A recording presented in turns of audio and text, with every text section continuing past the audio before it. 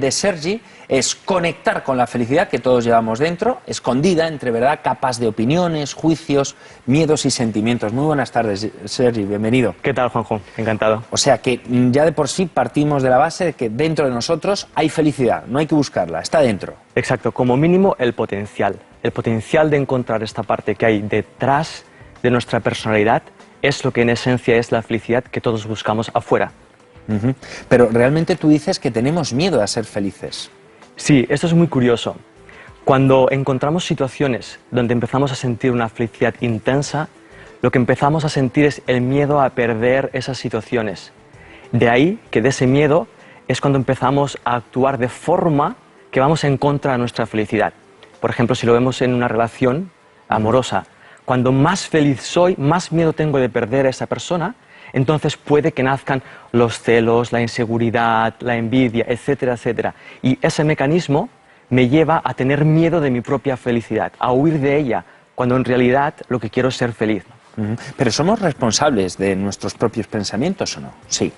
Bajo mi punto de vista, sí, al menos es lo que yo he encontrado en mí. Yo soy responsable de todo lo que pienso. Hubo un momento donde yo pensaba que lo que yo pensaba era en función de lo que ocurría. Entonces, si tú me decías, oye, tú eres una mala persona, lo que yo sentía en función de eso era gracias a tu frase. Pero empecé a darme cuenta de que yo era quien decidía vivir eso de esa forma y que yo era el responsable de mi pensamiento. Ahí encontré un espacio de libertad que no era conocedor yo antes. ¿Y también somos responsables entonces de la realidad que creamos? Por supuesto, en el sentido de que todo lo que yo vivo está en función de cómo yo lo pienso y cómo yo lo interpreto. Y ahí para mí hay algo muy básico que mencionabas antes, que es el mundo de las creencias. No nos damos cuenta de que vivimos sometidos a un paquete de creencias que son base de nuestros pensamientos, pero que seguimos siendo responsables nosotros de eso. Pero claro, Sergi, la crisis está ahí, es decir, no la han creado ninguno de nuestros pensamientos. Claro, pero observa, cuando tú dices la crisis está ahí, bajo mi punto de vista no significa nada en principio. Tengo que vivir yo la crisis para ver qué significa realmente para mí la crisis. Muchas personas están aprovechando la crisis para descubrir nuevos productos, nuevas empresas, nuevas formas de vivir sin depender tanto de la economía, y eso es positivo, puede ser visto como un aspecto de crecimiento incluso o de maduración de uno mismo. Entonces la crisis está ahí, puede ser vista como algo positivo, de crecimiento. Claro, pero en cierto modo muchas personas a lo mejor han perdido su puesto de trabajo por la temida crisis que sigue estando ahí, está muy presente. Es cierto. Sin embargo, de nuevo, cuando yo pierdo mi trabajo, por ejemplo, con lo que me encuentro enfrente no es con la pérdida de trabajo en realidad, sino lo que para mí supone haber perdido el trabajo. Entonces vemos que hay muchas personas que explican que habiendo perdido el trabajo, se han dado cuenta de que en esos trabajos no vivían, no estaban satisfechos y que gracias a ese descubrimiento pueden descubrir su vocación real. Hay personas que están explicando esto gracias a la crisis. Y hay muchas personas, Sergi, que tienen pensamientos, emociones negativas, sin saber por qué, o son conscientes. Somos conscientes de los efectos de esas emociones, pero muchas veces no somos conscientes de que esas emociones provienen de unos pensamientos inconscientes, pero que son nuestros. Nosotros pensamos esos pensamientos que generan esas emociones. Imagínate, yo aquí en la entrevista contigo, si yo me sintiese incómodo o me sintiese mal, yo sería consciente de eso, pero a lo mejor no sería consciente de que detrás de esa emoción yo estoy pensando, no estoy quedando bien, debería de dar respuestas más brillantes, ay, mira lo que me ha preguntado. Entonces, si yo puedo ver esto, si yo puedo ver mi pensamiento detrás de mi emoción, simplemente lo puedo parar y puedo estar presente en este instante y escucharte sin la necesidad de ser esclavo de mis propios pensamientos que me llevan a sentir algo que en realidad no quiero. O sea que es una decisión el ser feliz, individual. Esa es la clave y para mí es lo revolucionario. Y es duro de comprender cuando dices la crisis está ahí, la gente que pierde el trabajo. Es muy duro para personas que están sufriendo darse cuenta de que la felicidad es una decisión en realidad. Eso es duro, pero cuando yo empiezo a descubrir eso, puedo indagar en ese campo emocional y en ese campo de pensamiento y darme cuenta de que yo estoy tomando decisión, yo estoy decidiendo pensar esto así. Por lo tanto, yo estoy decidiendo sentir esto así.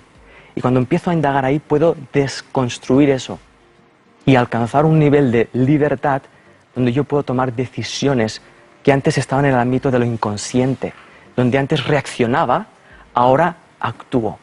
Y ese actuar proviene de estar presente, de sentir, de permitir, de estar uno vivo. Sergi, pero muchas personas a lo mejor que nos estén viendo están diciendo en sus casas, sí, yo quiero ser feliz, pero no sé cómo, qué pasos debo dar, qué estructura debo seguir. Claro, observa, las decisiones aparentemente van en contra de esa felicidad, aparentemente. Y es, si yo quiero ser feliz, lo primero que tengo que decidir es sentir lo que estoy sintiendo ahora. Si supuestamente lo que yo estoy sintiendo ahora es miedo porque he perdido mi trabajo, una decisión que va en dirección a mi felicidad es decidir sentir mi miedo a no tener trabajo.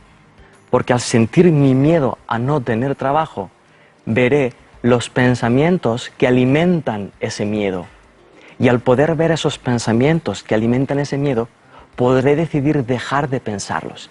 Es un proceso que implica un cierto entrenamiento, que proviene también de la decisión de experimentarlo o de querer vivir algo así. Antes, en la antesala, antes de entrar aquí, la compañera decía, ostras, esto es como atrevido, ¿no? Implica coraje. Y es cierto, implica un coraje porque te abandonas a una forma de pensar y de sentir que es completamente distinta a cómo nos la presenta el mundo actual. Bueno, ¿a qué te refieres cuando dices que los milagros existen? Porque al fin y al cabo ese es el subtítulo del libro, ¿no? El secreto de los milagros por fin revelado. Claro, esperamos o vemos el milagro como algo sobrenatural, como algo que es imposible. Y la felicidad la hemos situado a ese ámbito de lo imposible, de lo utópico. Sin embargo, es posible ser feliz.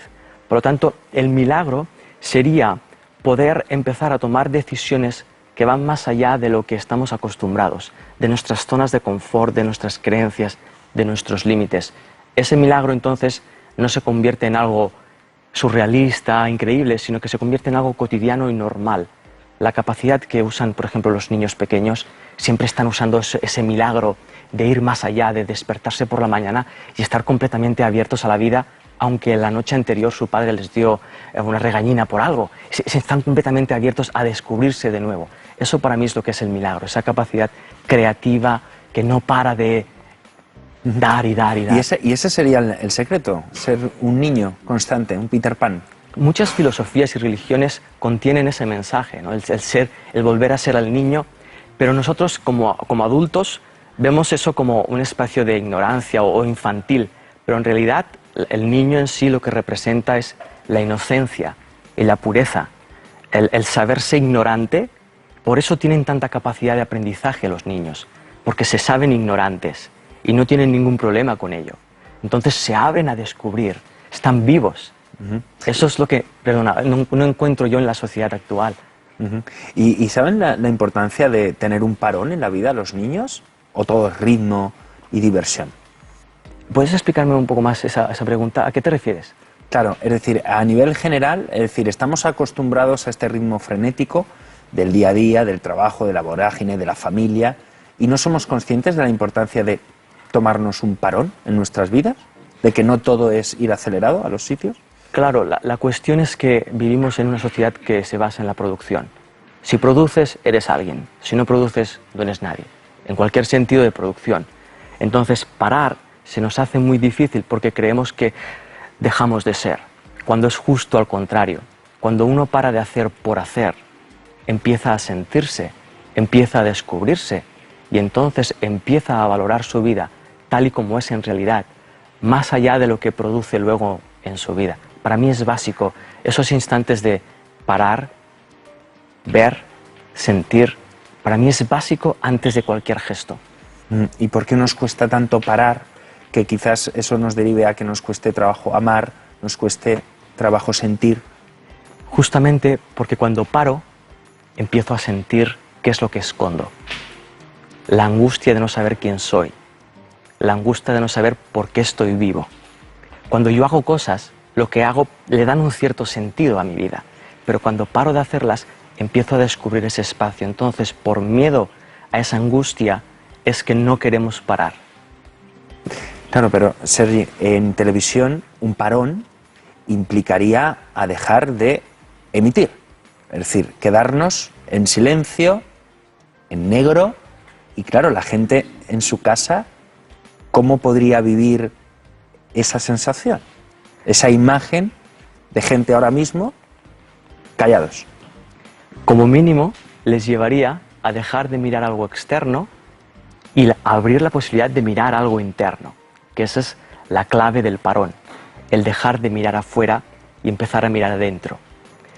E incluso en esta entrevista, si usamos un instante para sentirnos, para ver qué estoy sintiendo yo ahora, lo más importante de mi vida, en el único instante de mi vida, es saberme yo, no la respuesta a la pregunta. Entonces, si yo entro en contacto con eso, si los que nos están viendo entran en contacto con lo que están sintiendo, de repente esta entrevista empieza a tener un ámbito mucho más amplio, un sentido mucho más amplio, un valor mucho más amplio. Y eso es la propuesta. De hecho, para mí la vida está invitándome todo el rato a pararme. Mi vida me está diciendo: Sergi, no tienes ni idea de ser padre, no tienes ni idea de ser esposo, no tienes ni idea de ser entrevistado. Por lo tanto, párate, siente y sé honesto contigo mismo.